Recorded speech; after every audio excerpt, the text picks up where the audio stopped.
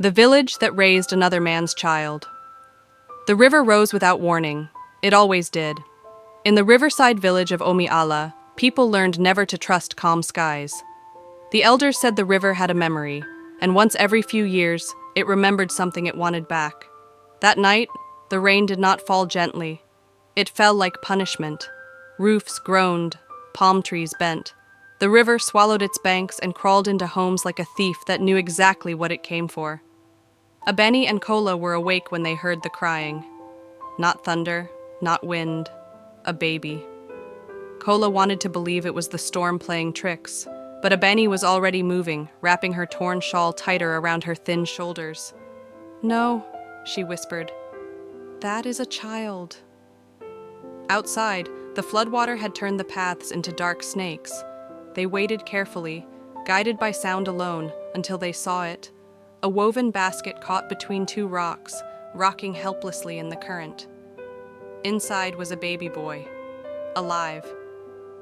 His cries were weak, exhausted, as if even he was surprised to still be breathing. There was no note, no name, only a thin silver chain around his neck, half buried in mud. Abeni lifted him without thinking. That decision would change everything. The child. The river did not take the village gathered by morning. Floods took goats, houses, sometimes people, but never gifts. This felt different. "This child belongs to the river," one elder murmured.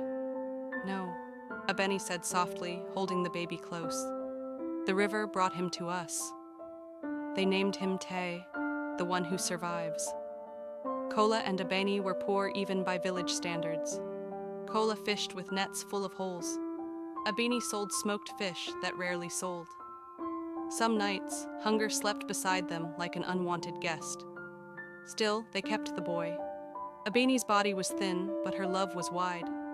She fed Te before herself. When he cried, she sang. When sickness came, she prayed harder than she ever had for her own life. The village watched, and slowly, the village decided. This child was theirs. The secret everyone kept.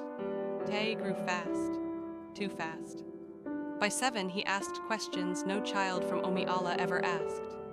Why does the river sound angry at night? Why do boats pass but never stop? Why do I feel like I'm missing something? Abeni would smile and say, "Because you were born curious." But the elders exchanged looks, because everyone knew. They knew the flood that night was no accident. They knew a private boat had overturned upstream. They knew a powerful man lost his infant son the same night. And they knew some truths were heavier than silence. The man in the city. In the city of glass and steel, Ademola Adebayo did not sleep. Billionaire, industrialist, owner of shipping lines that controlled the river itself. Yet every year, on the same night, he drank alone. He remembered rain, a woman screaming, a baby slipping from his hands as guards dragged him to safety. They never found the child. Money could buy silence. Money could buy search teams. Money could buy lies. But money could not quiet memory. When worlds begin to collide. Te was 16 when the first black car arrived in Omiala. Too clean, too quiet. Men stepped out wearing city shoes that had never touched mud. They asked questions carefully, pretending they were only surveying land. But the elders felt it. The river had remembered again. That night, Abeni cried for the first time in years. "They are coming," she whispered to Kola.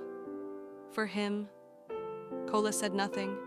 He only stared at the river, knowing he would lose a battle he never trained for. The revelation. Ademola came himself days later.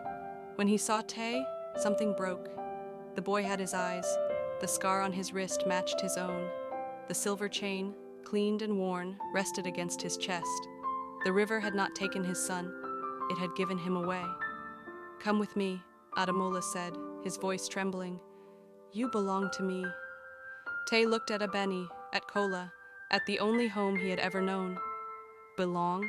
he asked quietly. The word tasted strange. The hardest choice that night, Te sat by the river alone. He imagined towers, comfort, a life without hunger. Then he remembered Abini's hands, cracked from work, Kola's silence when he went hungry so Tay could eat. A village that raised a child they didn't make. By morning, his choice was made. He returned the chain to Adamola. "You gave me life," Tay said, "but they gave me love." Adamola wept, not for loss, but for truth. Ending, Adamola rebuilt Omi Allah, not as charity, as apology, but Tay stayed. Because some children are born twice, once by blood and once by love. And only one of those truly makes a family.